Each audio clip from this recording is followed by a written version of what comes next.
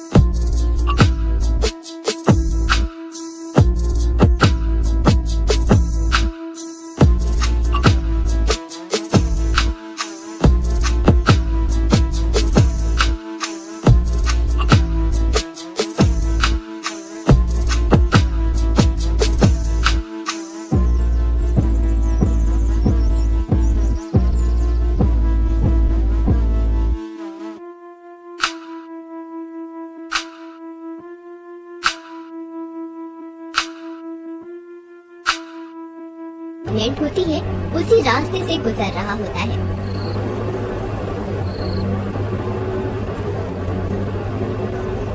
उस रास्ते पर एक बोर्ड लगा होता है, रात में इस रास्ते से जाना सख्त मना है, लेकिन रोहन उसे नजरअंदाज कर देता है और आगे बढ़ जाता है।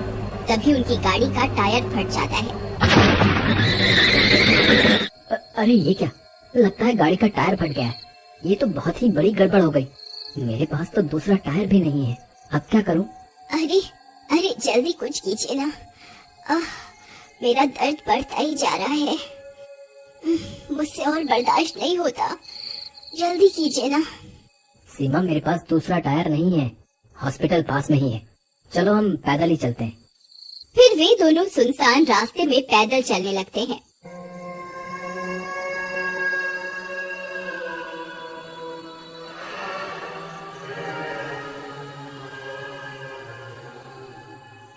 तभी संगीता उनके सामने आ जाती है। वह अब एक चुड़ैल बन चुकी होती है और अपने खोए हुए बच्चे की तलाश में इधर उधर भटक रही होती है।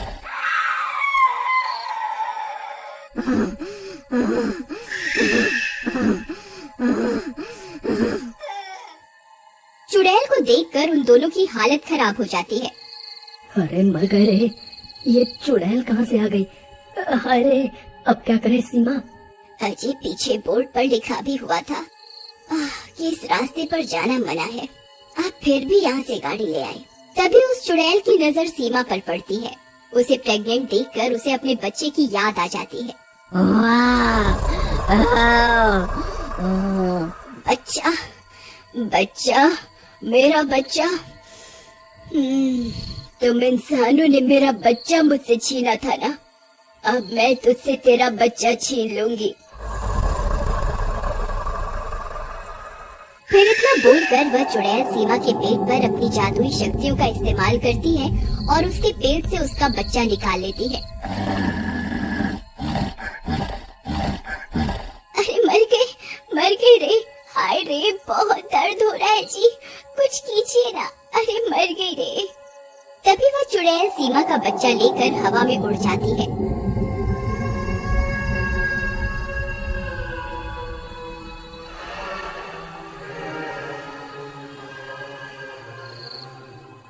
सीमा वहीं बेहोश हो जाती है। सीमा, तुम ठीक तो हो ना? सीमा उठो सीमा, हे भगवान, मुझे इसे अभी हॉस्पिटल ले जाना होगा। फिर रोहन उसे उठाकर किसी तरह हॉस्पिटल पहुंच जाता है और किसी तरह उसकी जान बच जाती है। फिर कुछ दिनों के बाद, अजी कुछ भी कीजिए, मुझे मेरा बच्चा वापस ला कर दो, मैं अपने बच्चे के बिना नहीं जी सकती। तुम घबराओ नहीं सीमा, हम आज ही उस गाँव में चलेंगे जहाँ ये हादसा हुआ था। ये तो बहुत बुरा हुआ भाई साहब आपके साथ।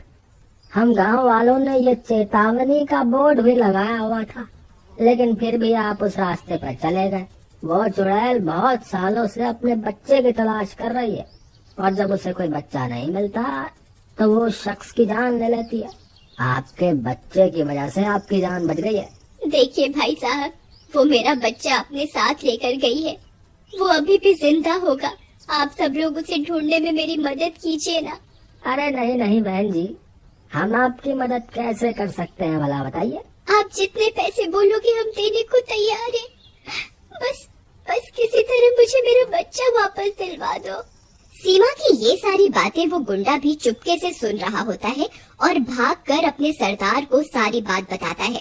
अच्छा, तो ये बात है। क्या कहा उसने? मुंह मांगे पैसे देने को तैयार है वो औरत। हाँ सरदार, यही सही मौका है बहुत सारे पैसे बनाने का। लेकिन हम उसका बच्चा वापस कैसे लाएंगे सरदार? अगर उस चुड़ैल ने हमें पहचान लिया तो वो हमें जिंदा नहीं छोड़ेगी। तुम उसकी चिंता मत करो, जाओ और पता लगाओ हमने उस बच्चे को किसे बेचा है। जाओ और उस बच्चे को वापस लेकर आओ। फिर वे गुंडे जाते हैं और उस चुड़ैल के बच्चे को वापस लेकर आ जाते हैं। फिर वे लोग रोहन के घर जाते हैं और उन्हें बोलते हैं कि वे उनका बच्चा वापस दिलवा सकते हैं। भाई साहब, हम आपको अपनी सारी दौलत देने को तैयार हैं, बस आप हमें हमारा बच्चा वापस दिलवा दो। ठीक है, मेरे पास एक तरकीब है। तुम्हें आज रात को ही उसी रास्ते पर जाना होगा। ठीक है, मैं तैयार हूँ। फिर रात होने पर वे गुंडे रोहन और सीमा के साथ वहाँ पहुँच जाते हैं। अंकल अंकल, आप मुझे कहाँ ले जा रहे हो? तुम्हारी मम्मी के पास बेटा। ज्यादा शोर मत मचाओ, चुपचाप चलते जाओ। सरदार चुड़ैल हमें देखते ही अपना शिकार बना लेगी। हम अब और आगे नहीं जा सकते। तुम ठीक कहते हो। देखो भाई साहब, अब यहाँ से आगे आपको ही जाना होगा। फिर रोहन और सीमा उस बच्चे को अपने साथ लेकर आगे की ओर चल देते हैं। कुछ ही दूर चलने पर उन्हें अजीब अजीब सी आवाजें सुनाई देने लगती हैं। अजी, मुझे लगता है वो चुड़ैल यहीं कहीं है। कहीं ऐसा ना हो वो हमें देखते ही मार दे और अपनी बात कहने का मौका ही ना दे। तुम सही कहती हो सीमा, इससे पहले वो चुड़ैल हमें ढूंढे, हमें उसे ढूंढना होगा। देखो बेटा, आपकी मम्मी यहीं कहीं है, आप उन्हें आवाज लगाओ ना। अंकल, मेरी मम्मी कहाँ है? मैं तो उन्हें पहचानता भी नहीं। मैं बहुत छोटा था जब भगवान ने उन्हें अपने पास बुला लिया था। क्या मेरे पुकारने से भगवान मेरी मम्मी को वापस भेज देंगे? बोलो ना अंकल। बच्चे की बातें सुनकर सीमा की आंखें भर जाती हैं। फिर वो बच्चा अपनी माँ को पुकारता है। माँ माँ, आप कहाँ हो माँ? देखो मैं आ गया, आप कहाँ हो? उस बच्चे की आवाज सुनकर वो चुड़ैल वहाँ पहुँच जाती है। अपने बच्चे को देखकर चुड़ैल खुश हो जाती है, लेकिन चुड़ैल का डरावना रूप देखकर बच्चा सीमा से लिपट जाता है।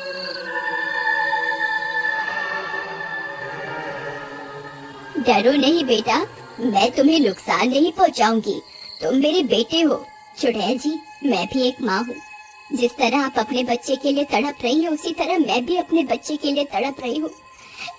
कृपा करके मेरा बच्चा वापस कर दीजिए। मुझे माफ कर दो।